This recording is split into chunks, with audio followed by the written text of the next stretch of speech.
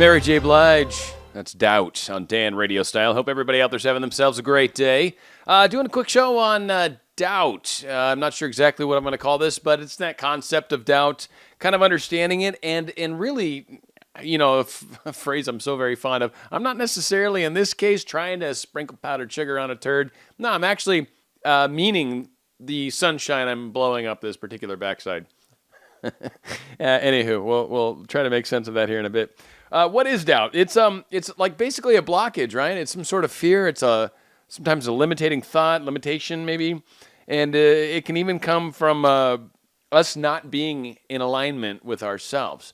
And what it is it's kind of an overlay. It's kind of like a transparency, right? I don't know if some of you that are old enough, we had transparencies in high school and stuff where they put the projector up on the screen, right? And they draw stuff on plastic, right?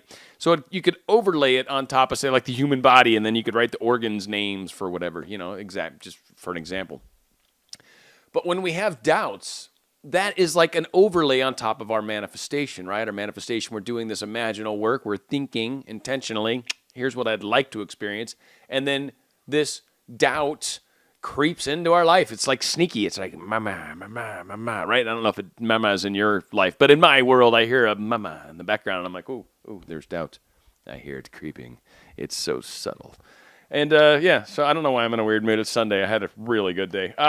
So exactly, a lot of these things can be related, these doubts, right? This overlay, it can be related to, well, in a lot of cases, us not feeling worthy. Some of the places where doubt can creep in, right? And it can also even be sometimes like specifically like belief-oriented. That is so rad. It can be belief-oriented even sometimes. You know, maybe you've got a religious belief or something that will not allow what you're trying to manifest for whatever reason. Now, why does this matter? Why am I making a deal about this? Because all of us get doubts. They creep in. I hear comments all the time, right? But what really matters about this, or how does this really play out? Okay. So we're doing our thinking, our processing. We're manifesting outward. We're imagining this beautiful life that we would like to experience. We're putting all this effort in every morning. And then these doubts creep in like they do, making that noise sometimes. What these doubts indicate to us is where we've got blockages, where we've got alignment issues. So sometimes even a really easy way, and I think I'm going out of order doing this, but it seems apropos right now.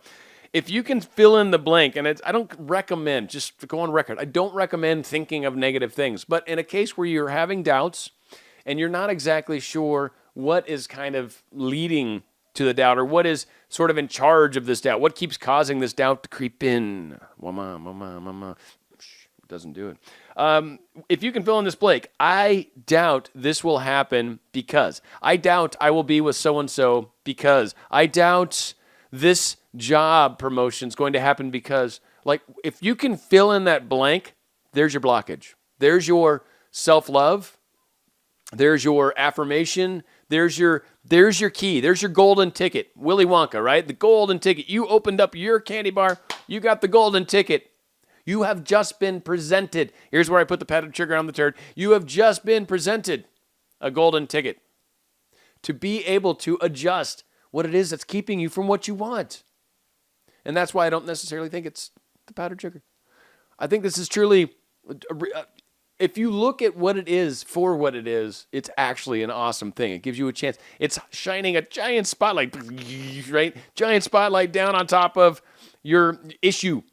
The thing that's slowing you down, that's holding you back, that's keeping you from your dreams. Because these doubts, when they creep in, when they come into you, they're ruthless. And they will just knit away, just claw away at your confidence that you worked so hard doing your imaginal work. It's not any fault of your own. We have programming that goes back to our childhood with our parents. We have programming from society, from TV, from the news. Like, there is programming everywhere. So don't feel like you're effing up, right? You didn't screw up here. It's not your fault. You didn't mess up. What this means is here's one more blockage that we need to clear. Here's one more thing that's there for whatever reason. Maybe it came from your parents. Maybe it came from society. Maybe it came from your best friend. Maybe it came from school, right? There's some crazy stuff they teach in school. Some limiting thoughts maybe. Whatever it is. clearing it out, moving forward, bam, right? Maybe you find another one down the road. Cool, woohoo. This is how they called it clearing karma back in the day. I'm still fond of that phrase because that's to me what some of these little bugs, if you will, inside of us are. Little things that just got left over, and got left over after the floods receded, right? And this is some of the junk that got left behind. It's cool. It's all of us have it.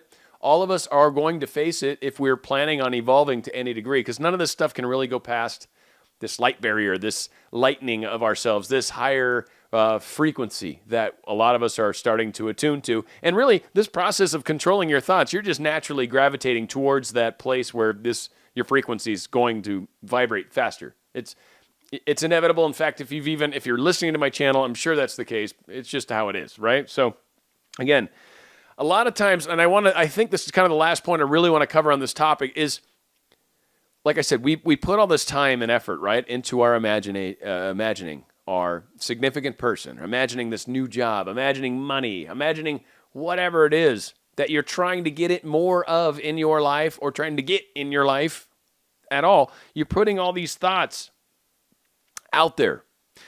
And the way doubt plays out, right? So you put these thoughts out there, you've done this work, boom, perfect. And like we've talked about on other shows, that's it. That's all you need. That's why we let go, by the way, right? When you let go, doubts don't need to creep in. No need for doubts when you've let go. So again, you've done the imaginal work. You're technically done. It's when you get things that kind of chip away at that you then have to kind of go back and reaffirm. So doubts kind of start to creep in and they start kind of chipping away at this wonderful work that you've done prior. This imaginal work. And so it's super important to kind of try to figure out what's causing this. What is it inside of me that I don't feel is good enough, or I don't feel can have this, or I don't feel maybe what I'm going for is ridiculous. Maybe you need to bring it down a little bit.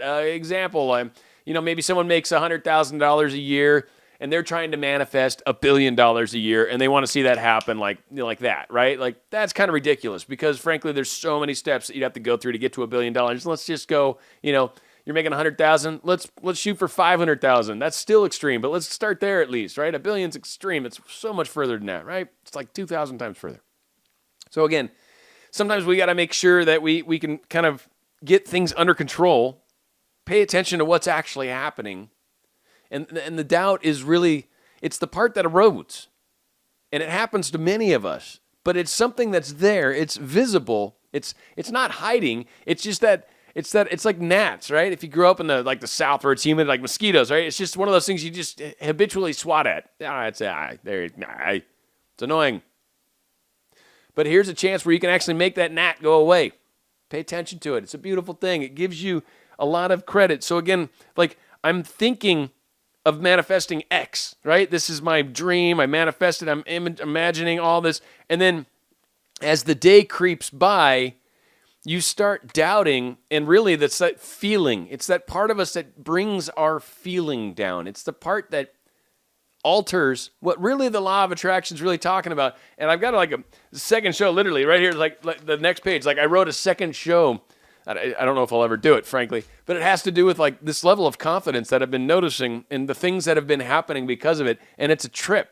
It's the energy that matters. It's the frequency that we're vibrating, what we're putting out there. Yes, but this is my point is when we start feeling differently than what we're imagining, which makes us feel a certain way, right? Isn't that part of why we do the imaginal work? That's part of it, if you don't know that, right? So you're feeling a certain way, and then as that you let go of that thought and you start doubting and feeling negative because of the doubts, that starts to erode.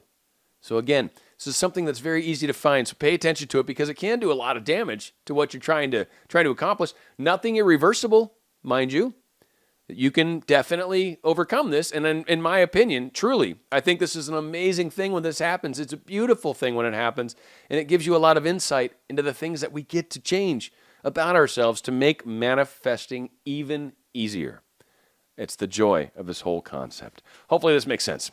Going out with a Katy Perry song. This song is called Rise on Dan Radio Style. Oh, you have so little faith.